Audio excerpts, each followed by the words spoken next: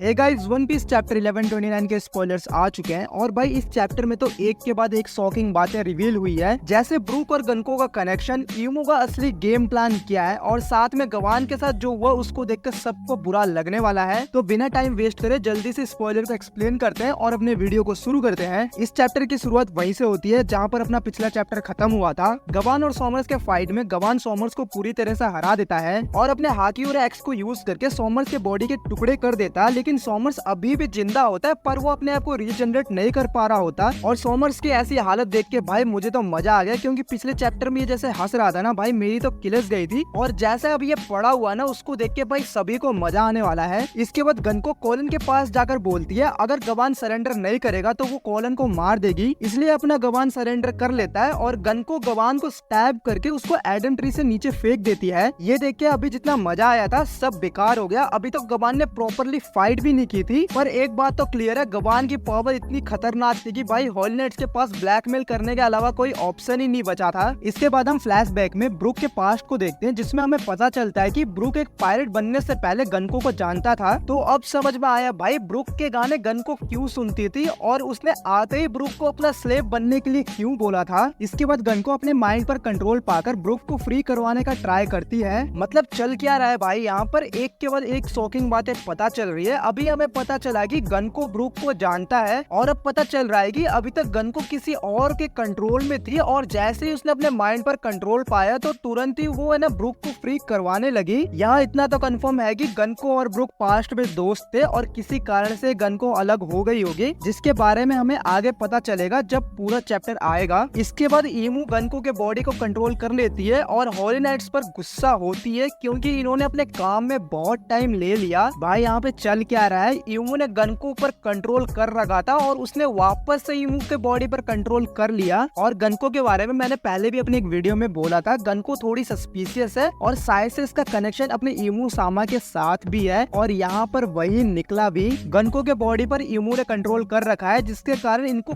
कुछ नहीं होता है और शायद से ये चीजें सभी होली नाइट्स के साथ भी होगा। इसके बाद हम देखते हैं करंट में होली लैंड पर कोई अटैक कर रहा है और होली लैंड जल रही है। और भाई होली लैंड पर अटैक कौन कर सकता है, मेरे दिमाग में तो बस एक ही बंदा आ रहा है, वो है ड्रैगन। तो समझ रहे हो भाई, रेवोल्यूशनरी आर्मी ने अपना काम शुरू कर दिया है और वो सीधे होली लैंड पर अटैक कर रहे हैं, जिसके कारण इमू सामा तक परेशान हो चुकी है और इसी वजह से सैमरॉक को एल्बाफ से होली लैंड में वापस बुलाया गया है। तो शायद हमें आगे आने वाले चैप्टर में साबो या ड्रैगन वर्सेस सैमरॉक देखने को मिल सकता है। और चैप्टर के लास्ट में इमू बोलता है, मुंह दिखाएगा कि गॉड्स वर्ल्ड पर कैसे रूल करते हैं। और लास्ट में मुंह का मतलब तो भाई मुझे समझ में नहीं आया, शायद से चैप्टर में इसके बारे में बताया जाए कि ये MU मुंह का मतलब है क्या। और यहीं पर अपने स्पॉइलर भी खत्म हो जाता है। तो गाइस आज के वीडियो के लिए बस इतना ही, मिलते हैं नेक्स्ट वीडियो में। अगर आपको वीडियो पसंद आई होगी तो प्लीज वीडियो को लाइक करना, शेयर करना, साथ में चैनल को सब्सक्राइब कर देना। Thank you guys.